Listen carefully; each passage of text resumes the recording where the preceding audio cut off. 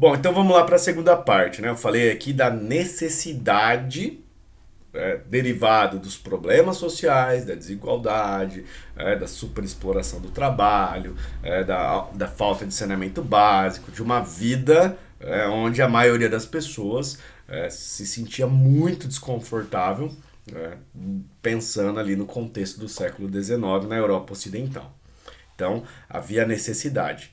Mas nem tudo que é necessário vai ser possível, tá? Então, se a gente pensar, né, que problemas sociais sempre existiram, sempre que a sociedade ela se organiza, ela vai trazer problemas sociais.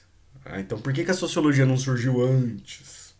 Não surgiu antes, em outro período histórico, porque a necessidade pode ser até que ela existia, mas não era possível. Então, o século XIX também trouxe não só a necessidade de explicar, mas trouxe também a possibilidade de eu fazer, criar um campo de estudo científico sobre a sociedade. Então a gente tem que entender o que tornou possível.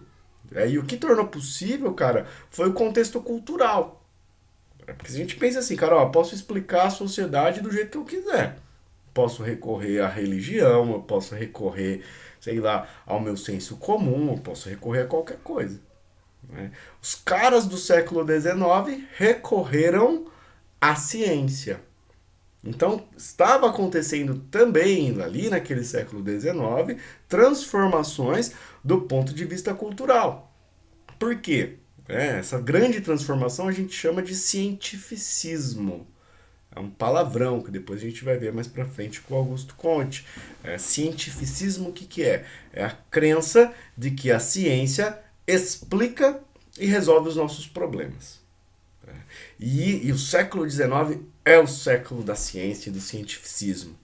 Se a gente pensa que essa revolução industrial, né, que essa mudança econômica, ela se faz com a aplicação do conhecimento científico, porque a gente tem que pensar que eu não estou mais tratando aqui de agricultores que, conforme a tradição, vão plantar e produzir alimentos. Eu estou falando de um modo de produção industrial. E a indústria é a aplicação do conhecimento científico. Vocês que estão aí no ensino médio e que estão estudando química, que estão estudando física, percebam que, cara, essas duas ciências, e a biologia também, né, essas três grandes ciências naturais, são ciências que são aplicadas na indústria. Se você já teve aí a oportunidade de entrar dentro de uma indústria, cara, você percebe, mano, utilização de conhecimento científico, tudo muito racional, aplicação das leis da física, utilização da química para manipulação dos elementos da natureza e determinados ramos da indústria, a utilização da biologia. Se a gente pensar aqui os avanços que nós tivemos na medicina, por exemplo, no século XIX, a criação de vacinas, a criação de remédios contra bactérias, enfim, cara, você tem todo um século em que a ciência, tipo, ela sai da especulação filosófica e ela vai para a prática. É o conhecimento científico, a eletricidade, né? A máquina a vapor, a máquina que vai funcionar a partir de cálculos científicos. Então, por mais que a galera tivesse com problemas, ainda assim havia um otimismo muito grande em relação à civilização. Por quê? Porque, bom, podemos estar com problemas, mas vejam como a ciência dá conta, de produzir várias coisas úteis aí no ramo da indústria.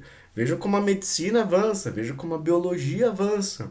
Então, havia uma crença muito grande de que essa civilização, a ciência, fosse a grande explicadora e resolvedora, dos nossos problemas.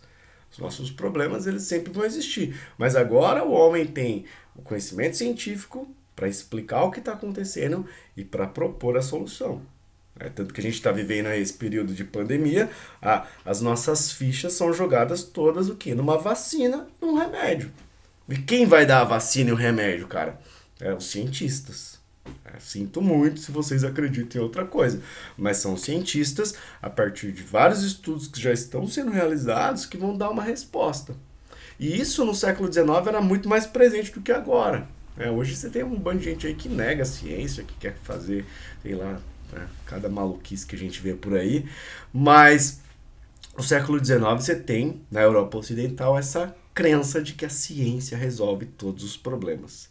E aí vejo, se eu tô com problemas na sociedade, o que eu preciso para resolver esses problemas? De uma ciência que vai observar, que vai medir, que vai entender a sociedade.